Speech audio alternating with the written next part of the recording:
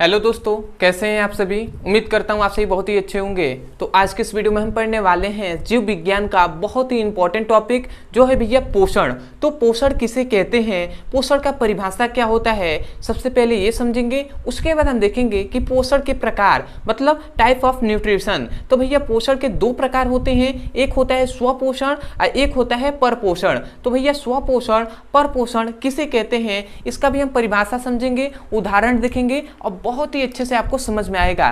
तो चलिए दोस्तों अपने टॉपिक को शुरू करते हैं। तो हमें पढ़ना है भैया पोषण। सबसे पहले हमें पढ़ना है कि पोषण किसे कहते हैं। तो भैया यदि याद रखें पोषण का यदि हम सबसे पहले परिभाषा ही करें तो पोषण का डेफिनेशन होता है जो हम भोजन खाते हैं मतलब खाद्य पदार्थों में पोषक तत्वों का पाया जाना ही क्या कहलाता है भैया, पोषण कहलाता है। मतलब खाद्य पदार्थों में पोषक तत्वों को ग्रहण करने की प्रक्रिया क्या कहलाता है, पोषण कहलाता है। मतलब भैया हम भोजन तो करते हैं ना, सभी जो भी जीव हैं वो क्या करते हैं, भोजन करते हैं। तो भोजन में क्या पाया जाता है भैया, पोषक तत्व पाए जाते हैं, पोषक तत्व पाए जाते हैं। और ये जो पोषक तत्वों को ग्रहण करने की प्रक्रिया जो होती है ना, ग्रहण करने की जो प्रक्रिया होती है उसे ही हम पोषण कहते हैं। तो हम यही कह रहे हैं भोजन को हम खाद्य पदार्थ भी कह सकते हैं। तो हम कह रहे हैं खाद्य पदार्थों में पोषक तत्वों को ग्रहण करने की प्रक्रिया मतलब क्या, खाद्य पदार्थों से पोषक तत्वों को ग्रहण करने की प्रक्रिया पोषण कहलाता है। तो आशा करते हैं आप समझ गए होंगे। तो सबसे पहले डेफिनेशन में लिख दे रहा हूं, तो आप क्या लिखेंगे, खाद्य पदार्थों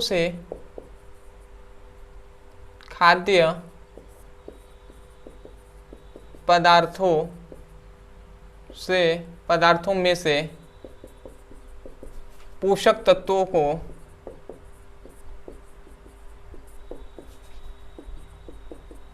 ग्रहण करने की प्रक्रिया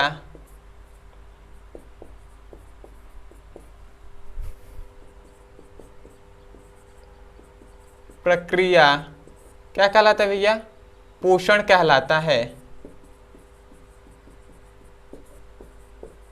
तो ये सबसे पहले हमने डेफिनेशन लिख दिया कि मतलब क्या, खाद्य पदार्थों से पोषक तत्वों को ग्रहण करने की जो प्रक्रिया होती है उसे हम पोषण कहते हैं। जब भैया पोषक तत्व हम ग्रहण करते हैं, हमारा शरीर ग्रहण करता है जिसके कारण हमें एनर्जी मिलती है और हम कोई भी कार्य कर पाते हैं, ठीक है ना।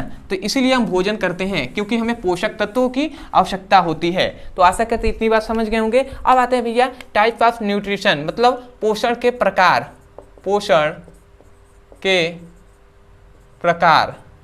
तो भैया याद रखेंगे भैया पोषण के कितने प्रकार होते हैं, तो पोषण के दो प्रकार होते हैं। कितने भैया, 2 टाइप्स होते हैं, मतलब 2 प्रकार होते हैं। अब भैया आता है कि भैया कौन कौन से 2 प्रकार होते हैं। तो पहला होता है भैया जिसे हम स्वपोषण कहते हैं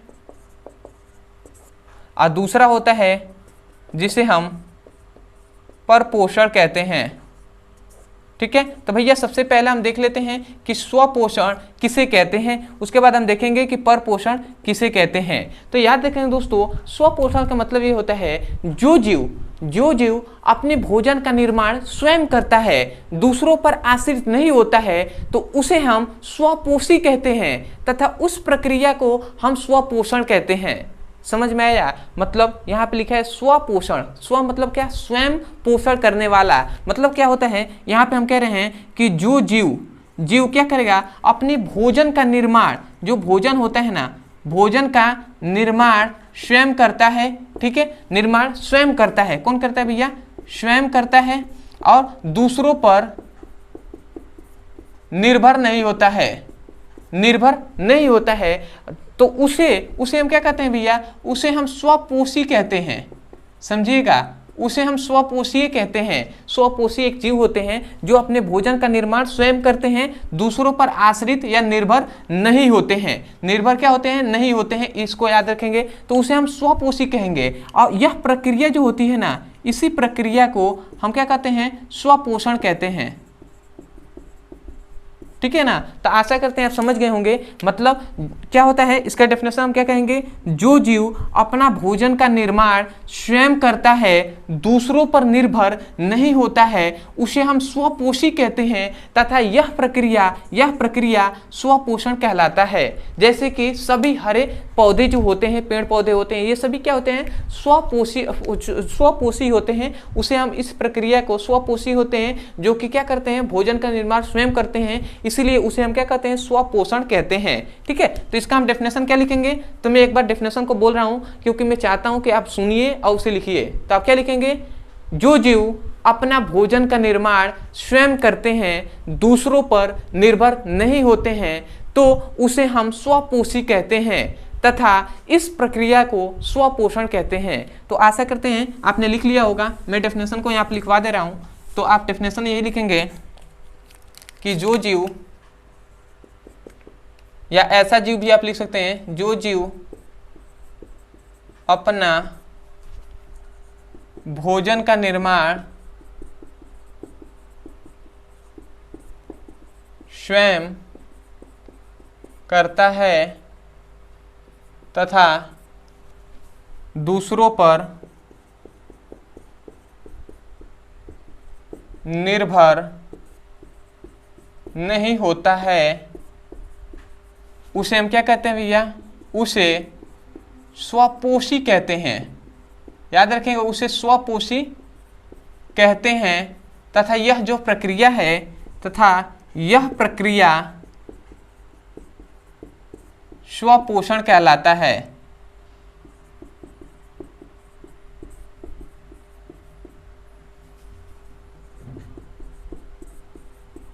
ठीक है, तो यहाँ पे हमने डेफिनेशन लिख दिया है, जो जीव अपना भोजन का निर्माण स्वयं करते हैं, दूसरों पर निर्भर नहीं होते हैं, तो उसे हम क्या कहते हैं, स्वपोषी कहते हैं, और यह जो प्रक्रिया है उसे हम स्वपोषण कहते हैं। तो आशा करते हैं आप समझ गए होंगे। इसका यदि हम एग्जाम्पल पे बात करें तो भैया सभी हरे पौधे आप कह सकते हैं, पेड़ पौधे, ठीक है, सभी हरे पेड़ पौधे जो होते हैं वो सभी क्या होते हैं, स्वपोषी होते हैं। मतलब वो प्रक्रिया उसमें क्या होती है, स्वपोषण की प्रक्रिया होती है।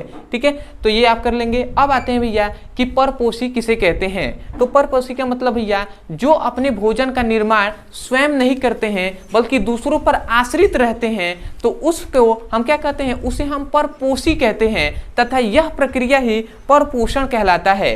जस्ट इसके अपोजिट है। तो इसका डेफिनेशन हम लिख रहे हैं, समझिएगा। यहाँ से हम क्या लिखेंगे, जो जीव अपना भोजन का निर्माण स्वयं नहीं करते हैं बल्कि दूसरों पर निर्भर होते हैं, उसे हम क्या कहते हैं भैया, उसे परपोषी कहते हैं। उसे हम परपोषी कहते हैं तथा यह प्रक्रिया क्या कहलाता है भैया, परपोषण कहलाता है। ठीक है, तो यहाँ पे हमने डेफिनेशन लिख दिया है, जो जीव अपना भोजन का निर्माण स्वयं नहीं करते हैं बल्कि दूसरों पर क्या होते हैं, निर्भर होते हैं, उसे हम क्या कहते हैं, परपोषी कहते हैं तथा यह जो प्रक्रिया है इसे हम परपोषण कहते हैं। जैसे कि मनुष्य ही, जो मनुष्य होते हैं भैया, जो हम लोग हैं, ये क्या होते हैं, दूसरों पर निर्भर होते हैं, तो हम लिख सकते हैं मनुष्य।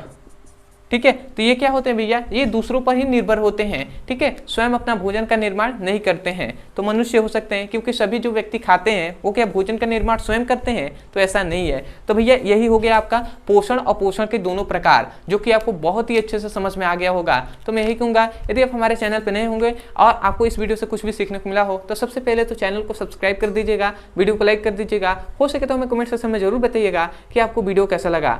अदरवाइज यदि आपको जिस क्लास का भी क्लास 9 से लेकर क्लास 12 तक के बीच का किसी भी क्लास का फिजिक्स और केमिस्ट्री का अच्छे से पढ़ाई करना है, चैप्टर वाइज सीक्वेंस में एक एक करके वीडियो को देखना है, तो आपको एक नंबर दिया जा रहा है। इस नंबर पे 8874726058 इस नंबर पर आप व्हाट्सएप करके क्लास 9 से लेकर क्लास 12 तक के बीच का किसी भी क्लास का फिजिक्स और केमिस्ट्री का अच्छे से पढ़ाई कर सकते हैं। इस नंबर पर केवल मैसेज करके भेज दीजिएगा। जैसे कि मान लेते हैं यदि आपको क्लास 10th का ही पढ़ाई करना है तो आप जाइएगा, इस नंबर पर व्हाट्सएप करना है, आप लिखना है class 10th physics chemistry all video link, तो आपको जो होता है वीडियो का लिंक दे दिया जाएगा। अदरवाइज यदि कोई भी टॉपिक समझ में नहीं आता है, कोई भी टॉपिक, तो केवल आपको उस टॉपिक का नाम लिखना है यूट्यूब पर और अंत में हमारे चैनल का नाम लिख देना है, आपको वो वीडियो मिल जाएगा, वहां से जाकर अच्छे से पढ़ाई कर सकते हैं। तो चलिए दोस्तों, आज के लिए इतना ही, मिलते हैं अगले वीडियो में, तब तक के लिए धन्यवाद। जय हिंद, जय भारत।